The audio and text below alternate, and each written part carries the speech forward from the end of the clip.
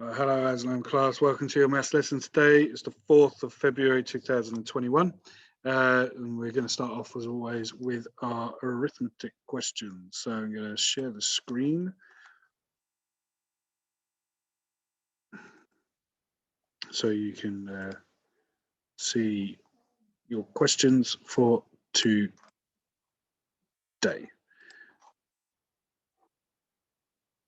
So pause the video and take no longer than 10 minutes to answer these questions, please. Okay, welcome back. We're going to go through the answers. So I'm going to use I've got this new tool with me today. It's a graphic pad. So anything I do on here happens on the laptop. So it's quite cool. So let's see how it works. So I'm going to put the answers up on here as we go through the questions. So I'm going to pick a color pen. I'm going to pick a red one. Okay, so for question number 1, 2 times 7, you should get 14. What is 24 shared into 3? So we've taken 24, we're putting it into 3 equal groups, and we should have 8 in each group. What is 999 as a Roman numeral? So 900 is 1 less than 1,000. It's 100 less than 1,000. So we do 100 before 1,000.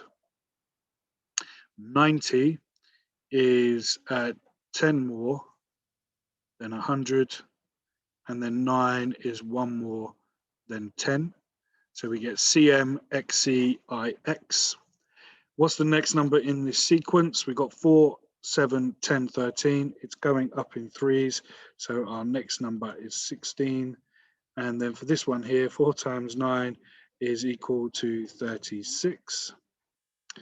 We then go over to here. So 72 divided by 8 is equal to, having a memory blank here, 9, sorry, there we are. What is 2 kilometers in meters? So 2 kilometers is, there's 1,000 meters to every kilometer. So we've got 2,000 meters for that one. For this question here, let's add up the thousands. So our thousands is, we've got 5,000 plus 3,000, which is 8,000. 800 plus 200 is equal to another 1,000. So this now needs to become a 9. Okay. We've got 40 plus 30, which is 70, and 3 plus 2, which is equal to 5. This question we're taking away, so 9,000 take away 4,000 is 5,000. 800 take away 500 is 300. 700 take away 500 is 200, and 500 take away 500, 5 take away 5, sorry, is 0. And in the last question, 42 divided by 6 will give us 7. So well done if you got all of them correct. Let's move on to what we're doing today. Now, all this week we've been looking at equivalent fractions, and today we're looking at equivalent fractions again, but this time we're looking at them in diagrams and how we can use diagrams to help us with the questions. So this week we started looking at equivalents of halves. We've looked at equivalent fractions of quarters as well, and eighths. So hopefully you're starting to understand that we can display fractions in many different ways, and some fractions can be called equivalent because they show the same amount. And just to sort of go over very quickly, if I was to, let's say we had 2 pizzas, okay, one for me and one for my wife. Now my pizza, okay, I cut my pizza I cooked into quarters, and I ate 3 slices. Okay. My wife, on the other hand, she cut her pizza into 8 slices, and she had 6 slices.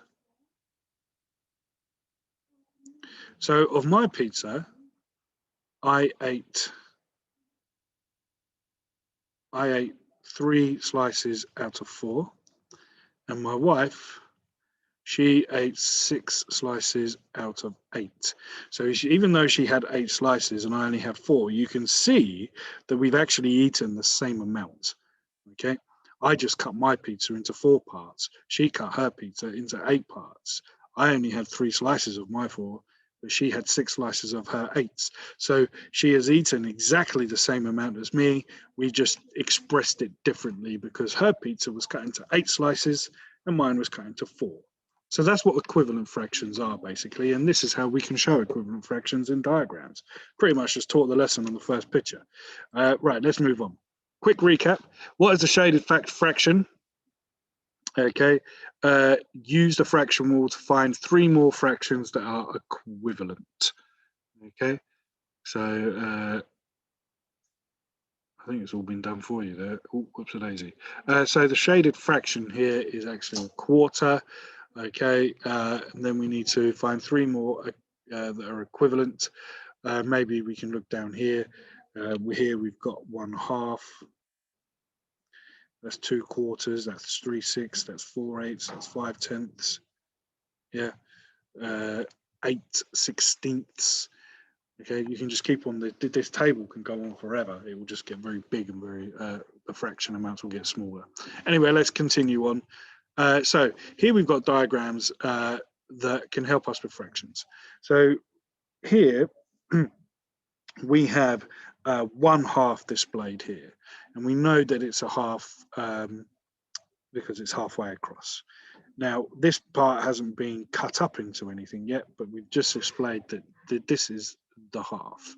If we look at the diagram below, we can see that this half is made up of 1, 2, 3, 4, 5, 6 slots out of 12. Okay, so 1/2 here is the same as saying 6 out of 12 because there's 12 parts there and we've cut it in half. Over here, okay, we've still cut our shape into 12 here, but now we're looking at the diagram because our picture up here is split into thirds. We've got 2/3 here, and then we line that up with our diagram below, and we look, cool, how many 12ths have we shaded in? 1, 2, 3, 4, 5, 6, 7, 8. So we now have 8/12 is the same as 2/3. So what I would like you to do is very simply do what was on the previous slide. You need to sketch your own bar diagrams to complete the fractions. Okay, so I'll do the first one with you.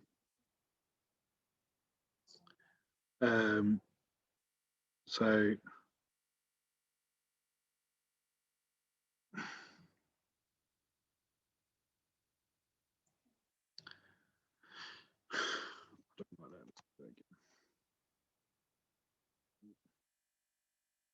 So you draw your bar, okay, and that is my half, and that half is the same as this bar here.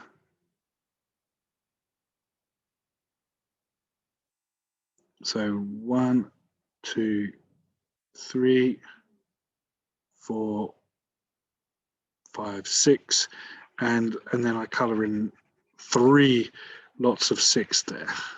Okay, so that's what you're doing. Okay, so pause the video and do the other 2. Okay, so what we're going to do now, I'm going to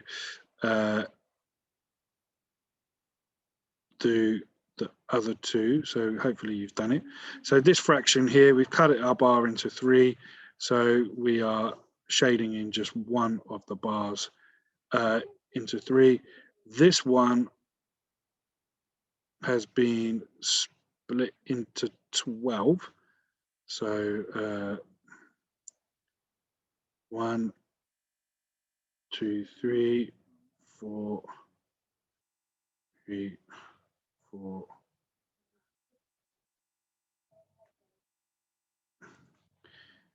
We may have to extend our thing. 1, 2, 3, So we've got 1, 2, 3, 4, 5, 6, 7, 8, 9, 10, 11. Let's add our 12th one at the end there. 12. We're going to color in 6 of them because that's half of 12. No, a third, sorry. So we got a third of, we need to color in here. A third of 12 is actually 4 because 3 goes into 12 4 times. So we go 1, 2, 3, 4. And then the last one here, we've got our bar that is, one of them is cut or divided into 4 parts.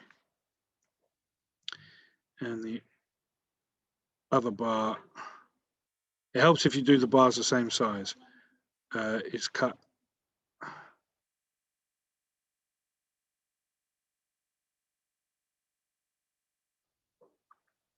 into 8ths. So 3/4, 1, 2, 3. Now, if you put this bar underneath, that would be exactly the same as saying 6/8. 1, 2, 3, 4, 5, 6. Okay, so that's what your diagrams should look like. Okay, we now, we can look at this diagram here, and what I would like you to do is have a look over here, and we've got our fractions here, and I want you to have a look at this fraction wall to help you out. What do you notice about the pattern that we are seeing here? I'll give you a moment to think about it. So what we should see, if we draw a line, so let's find our third. Here we are. We're going to draw a line going down in a straight line, and we can see that our thirds, okay, we've got 2 6s, we've got 3 9s, and we've got 4 12s. They're all equivalent to 1/3. Okay, so let's write them into our places here. So we've got two 6s, we've got 4 12s. Now 24 we haven't got, okay, but that would be 8 24s. What do we notice about this pattern? What you should be thinking about is, look, what's the difference here? What have we done to 3 to get to 6? We've times it by 2. What have we done to 1 to get to 2? We've times it by 2. What have we done to 2 to get to 4? We've times it by 2. And what have we times by 6 to get to 12? We've also times it by 2. So you can see that our equivalence of thirds, if we times the numerator and the denominator by 2, we are going to find the equivalent fraction for a third.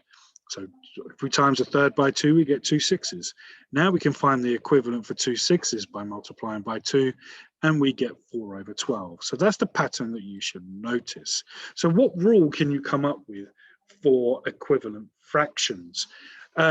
You could simply say, if you times the numerator and the denominator by 2, or by the same number, you are going to find an equivalent fraction. So let's have a look here. If we do 1, what have we times 1 by to get to 2? We times this whole fraction by 2. So what's 4 times 2 is equal to 8. So 1/4 is equal to 2 8ths. What do we do to 4 to get to 12? Because we know 12 isn't in the 8 times table. So what have we done to 4 to get to 12? We've times it by 3. So if we times 1 by 3, we know that 3/12 is the same as 1/4. Now we've got 4 here, okay?